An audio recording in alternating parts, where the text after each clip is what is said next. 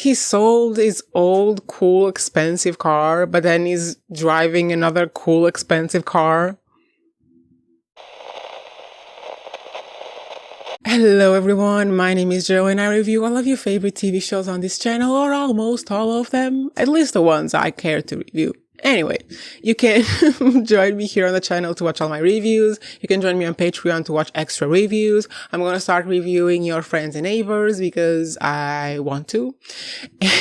And today I'm going to talk about the studio episode 5 and about the car. So cool that they did a little detail of having the initial yellow red car, which is Val and Matt. And by the way, yellow car?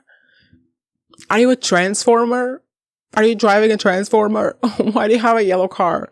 But anyway, it starts with yellow and red, and then we see the lines on the on the floor, like the traffic lines that are blue and yellow, kind of like the blue and yellow is in competition in this episode because it's the war between Val and Quinn, and Val has a yellow car and Quinn has a blue car, and then at the end the yellow car with the red car is replaced by the blue car together with the red car. I enjoy that very much. But yeah, we see, we see exec, wars. And I really love this because, and I'm not going to be that long with this review because I feel like there's not that much to be said about it, but I really love it because one, it's the older, guy exec kind of sabotaging the young, woman exec, being like, oh, in my time, I didn't say a thing. I waited my turn. I waited for a long time. And it's basically him saying, you know, back in the day when misogyny ruled, I was very quiet and I waited for my time, to this young woman right now. And she's like, I don't care what happened back in your day. I want to know this film now, and you can support me or you can go to war with me. Which is a very valid point. And I want to point out that the show then made a point to, how many times can I say point? Jesus. The show then made a point to show his relationship to his daughters, just to drive home the point that he's so disconnected from the younger generation, especially the young, women in this generation, which the daughters are probably like one generation below Quinn, but still, it still translates. And I thought that was really great. And even he then compares Quinn to his daughters and that kind of stuff. So you see the relationship that he kind of wanted to establish with Quinn as him superior, her inferior. And I mean, she kind of technically is in the hierarchy, but only because she's less experienced. And I mean, the point of a more experienced person in any kind of place is to be a mentor, you know, not to put the less experienced person down and reject their ideas, but to mentor them with their ideas, to encourage good ones and criticize bad ones. And this is the whole thing. Like, this is what I really loved about this episode, is that they have this whole war thing. And at the end, Quinn was the better person by seeing Sal crying and be like, okay, yeah, I'm not going to do that to you. I'm not going to be an asshole to you. I'm not going to be you to you.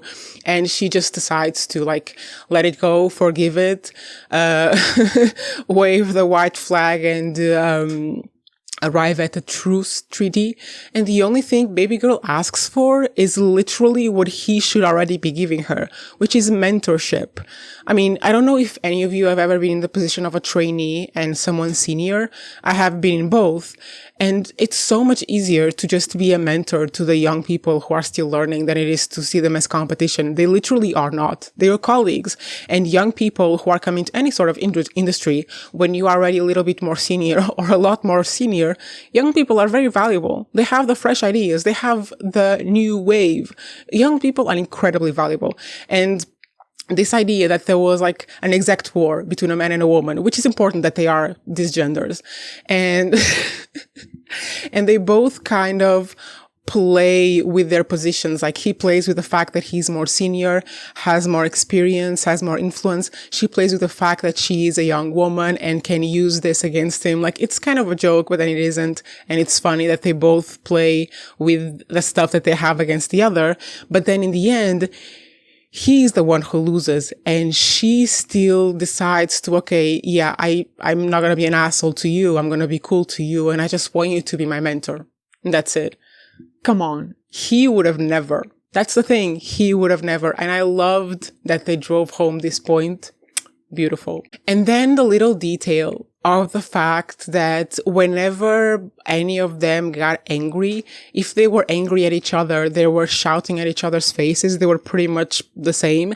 But then if they were angry alone, basically dealing with their own emotions towards this, Queen was very calm and collected, like planning. And he was explosive, like going around getting his clothes dirty.